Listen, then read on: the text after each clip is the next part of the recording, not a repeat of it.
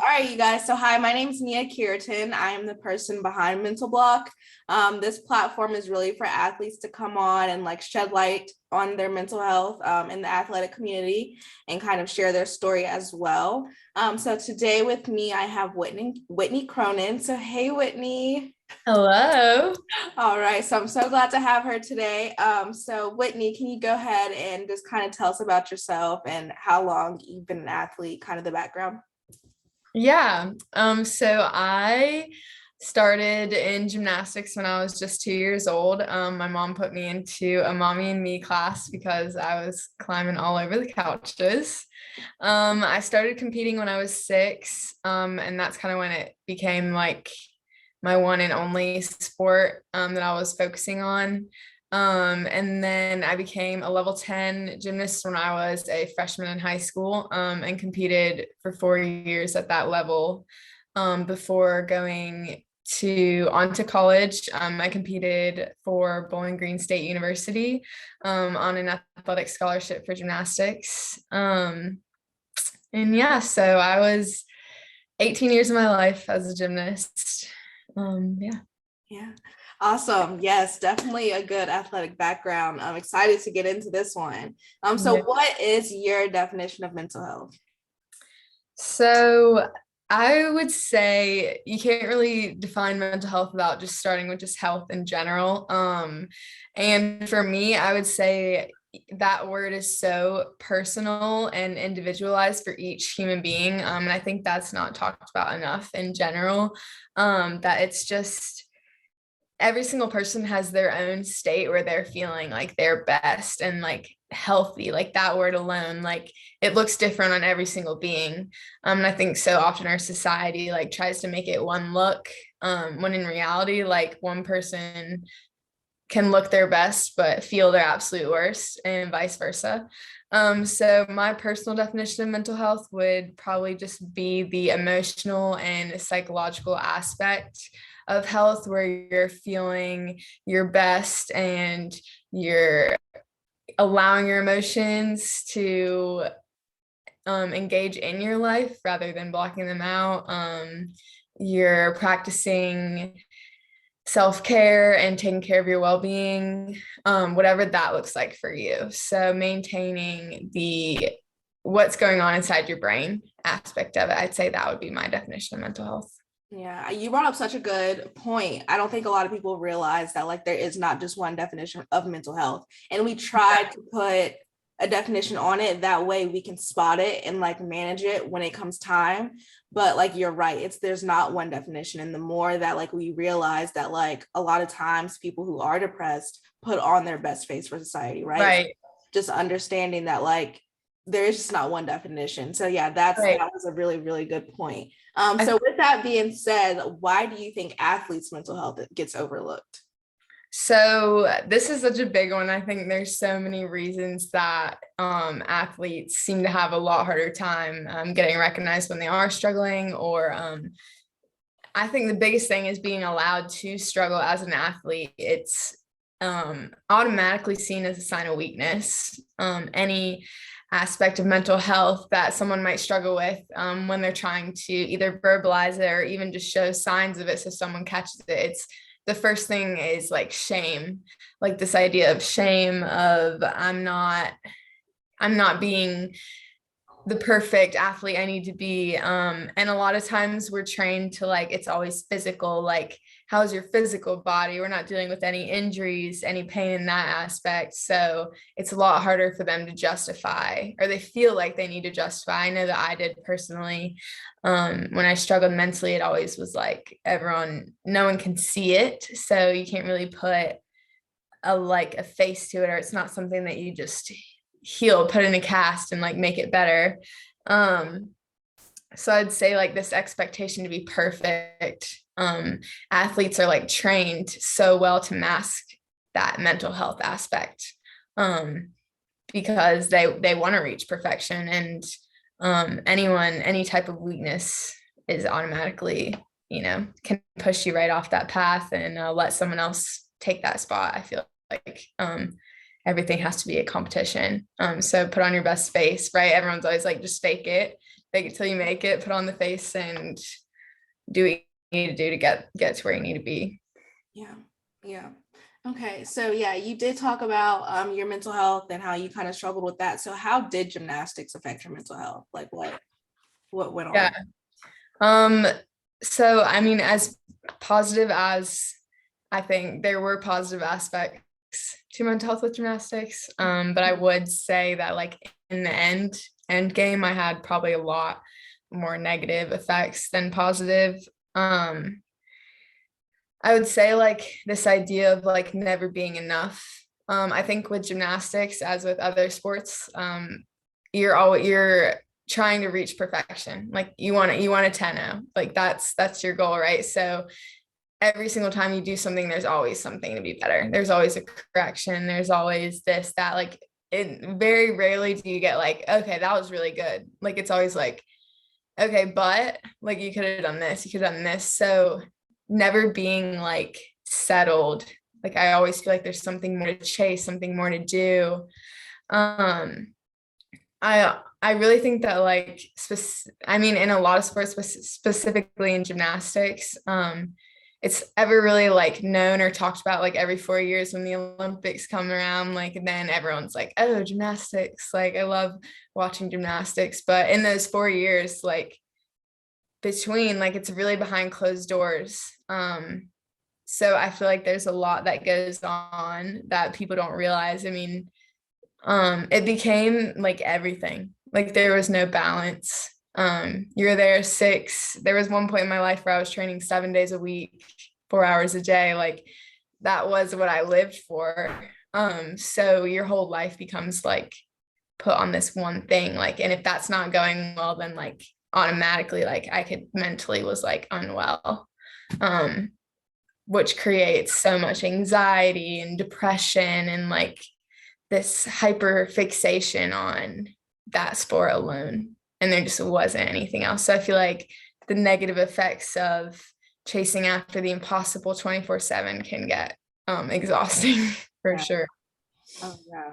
Yeah. So like with that, do you have like a story or a time that you like were really struggling with your mental health during gymnastics and like how did you overcome that? Yeah. Well, I think like the biggest thing that comes to mind when I think of like big mental health struggles would probably be mental blocks in general. When as everyone kind of saw with Simone Biles in past Olympics, how she kind of got that on that level, kind of proved to everyone that it does happen. Um, in gymnastics, like you're training your body to ignore your mind typically, like every single turn, like you're risking your life in a sense. Like you make one wrong move and like you could damage your body in very awful ways. So I feel like you're kind of like cutting that connection between mind to body, and you're just making your body do things that your mind can't even like wrap their head around. So with mental blocks, like you might not, like you mentally won't let yourself go for a skill. I know there were many times in gymnastics when I would have that happen. Even worse when you're in competition season. I think the first thing is like the shame that comes with that, like the frustration, not only for yourself, but for your coaches and your teammates. Like it's hard for them to understand what you're going through. So for me, I would say like the biggest thing for getting past that was always like taking a step back, going back to the basics, starting over, doing like level 4 skills as a level 10 gymnast and like starting from scratch, being patient and like giving yourself the time, like which as I'm older and out of the sport now, it's way easier to talk about and explain. But when I was there, I remember struggling so bad to be able to do that because you just want to do it. You just want to throw it and be done with it. But I always remember that going back to step 1 and going up like 1, 2, 3, all baby steps all the way up was always like my biggest thing. Taking it back to the basics and building back up. Yeah. Was that like draining for you at all? Like how was that? Definitely draining. It'd be like you just dread going to practice at that point because it's not even fun. Like you're gonna go in mentally and even out of the gym. It affected me out of the gym as well. Like my whole school day, I'd be like sitting in class like, oh my gosh, like I have to go to practice tonight and like throw that skill, which I know I'm probably not gonna throw because like I know mentally I'm just not there. Like then you're not paying attention in school and then you're not sleeping at night. So that continues to build, like, and like I said, with like you're not taking care of your mental well-being, you're not resting. So then you're like driving to practice and you're like, I mean, anxiety attacks times 12, like just freaking out. So it was definitely exhausting. And those times were always just like very dreadful. Like you just wanted to get past that hump and like be back in it. Oh yeah. Yeah. So like with that, I know that you like went to college and you did gymnastics in college. Did you do all 4 years of gymnastics in college, or like what happened with that? No, so I ended up being done after my freshman year. My freshman year was very, very tough for me. The transition was tough. I was going through a lot from my past that I was kind of dealing with. I was getting like, I was kind of being first introduced to mental health myself and being diagnosed and having struggles. And I just was mentally, physically, emotionally done. I think I was at that point where I needed to let go. I just wasn't having fun anymore. I wasn't enjoying it. And it was probably one of the hardest decisions of my life. And one of the hardest transitions of my life in general. But that, yeah, I would say that was definitely when I was like realizing everything that had gone on. Yeah. Oh gosh. And I know that definitely can be hard to be like diagnosed with something mental health wise. I think a lot of times we look at labels as like negative. And so it's really hard to like wrap our heads around it, which in actuality I hate. I really do Yeah. hate labels, but it helps us realize it's not really a bad thing, because then like we can become knowledgeable about like what's going on with ourselves, and it can help us more so than harm. Right. So like I can understand just from like a transitioning perspective from being an athlete to not an athlete, like how hard that really can be. So that kind of like does go into my next question, like how was their transition from being an athlete to like not being an athlete anymore? It was definitely one of the hardest things I've ever done in my life. I still honestly think, I mean, I'm years out of that, but I honestly still think I'm transitioning daily. Um, it, I mean, you go from your whole world being like set up for you every single day, like same schedule, same thing, routine every day. You have something to be doing, to now like you have no one telling you what to do. Like you're your own individual. You have all this time and all this energy. Um, I was completely lost. Lost my sense of self, loss of direction. I felt like I didn't really have any purpose. And I felt very alone because as I was doing that after my freshman year, all of my teammates, were still in it and still going. Um, so I honestly really had to separate myself from the sport for a while. I think I was dealing with a lot of anger um, with the sport, which was probably misplaced. But I wanted away, I wanted out, which was really hard and almost created anxiety in itself because for 18 years of my life, I was known as Whitney, the gymnast. Like that's how people acknowledged me. That's all I knew. And so when you're going around and like talking to people, that's the first question. It's always, oh, how's gymnastics? And for me to like be done after my freshman year, like I felt embarrassed. I felt shameful. You work 18 years to get this scholarship and go compete, and then I didn't even finish it. So I felt embarrassed of myself. And so sometimes I wouldn't even tell people when they asked me that question. I would just be like, yeah, it's good. And then try to cut the conversation, because then it comes like, oh, well, why did you quit? Why did you stop? What's going on? What are you doing now? And like, you're just trying to like get to the next day. So I would say like, and you also almost feel this like loss of status. Like it's as a college athlete, I feel like as much as you are put on pedestals, it's not as glamorous as everyone puts it out to be. But then you're not anymore. Now it's like, well, like, what do I do now? Who am I? Mm, What's next? yeah. Oh Yeah. yeah. So what is something that you think that like athletes who are transitioning need? Like what kind of resources and support do you think would help?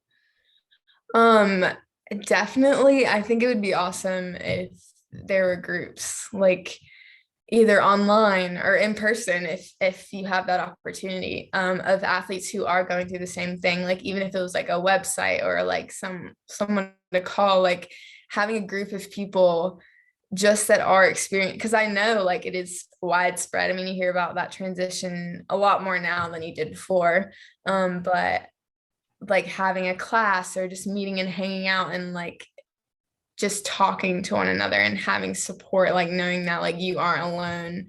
There are so many people that are feeling this like loss of self, and maybe even being able to try other hobbies together, like because it's intimidating like having something be your whole life and then like everyone's like go find new hobbies, like it's very intimidating. Or even like a mentor program, like I think now, like I could be like I'm probably a couple years out, could be a good mentor to someone who's just now getting out. I feel like if I had someone who had done it and been through it, kind of like coach me through it, talk to me, like remind me that like I'm going in the right direction. I feel like that could be such a great resource for athletes coming out. And it's often hard for athletes to ask for help. So I feel like that's why a lot of us just struggle alone, because again, help is automatically seen as a weakness for a lot of people. So just coming out and having that resource readily available without having to go through the process of like, I need someone, I feel like that would make it a lot easier. Yeah. Oh yeah. Yeah, no, that was really good points. I definitely agree. Like, definitely need some type of resource or support or like program now because there is a lot of transitioning going on, especially like with COVID and like we've just seen so much more. I feel like that's when athletes' mental health started to be talked about. Yeah, Obviously, just now. yeah, just now. So I think that like the more that we are seeing it, hopefully there will be something because it's definitely time. We are in 2022. Yeah. So like with that being said, if you were to do gymnastics all over again, what is one thing that you would probably do differently? It's so hard to pick one because I have a list of things that I wish I could tell my younger self to do differently. Um, but like I'd say my top two would definitely be like for athletes going through the recruitment process, like patience is everything. It seems really like we need an answer, we need this, we need that, but just remember like everything is on your terms. If they want you, they'll wait. Um, I'd say like that process gets younger and younger and younger. Like even now, like mine was junior year of high school, and like we have like middle schoolers trying to commit. Just be patient. I'd say my second thing would just definitely be like listen to yourself, listen to your body. At the end of the day, like everyone's going to try to tell you how you feel, like only you're in your head. You know how you feel, you know what's really going on. Trust that feeling and run with it. And find the people that will also support that and run with you, because not everyone will. So make sure that you have that support system and those people who are truly in it for you and your success, and not the other way around, because it is hard. Everyone gets caught up in their own run and their own success, that sometimes those personal needs do get overlooked quickly. Yeah. Oh yeah, for sure. So like what is one piece of advice that you would leave for athletes who are transitioning? Give yourself grace, give yourself time. I think there's like this expectation to like immediately get out and get on to the next thing. Like what are you gonna do next? What success are you gonna find next? Let yourself grieve that identity. Like let yourself grieve that past self that you had, that past experience. Like let yourself feel those emotions and know that like with time, new chapters come. Like it feels like the end of the world for a little bit. And just let yourself grieve, let yourself feel, and just like know that with time, like new stuff will evolve. It does get better. Oh, Whitney, this was great. You definitely left Yeah. people with some great things. You've hit some points that I feel like haven't been talked about yet. This is why I love doing this. Is there anything else you want to say or leave with the people before we say our goodbyes? I just hope that it does make someone feel a little less alone. And if it does really help, my phone is always open. So I just hope that it does help someone feel a little bit better. Yes. Oh, yes, Whitney. I thank you for coming on here and being vulnerable and sharing your story. And that is it for us today. Thank you for having me. Of course.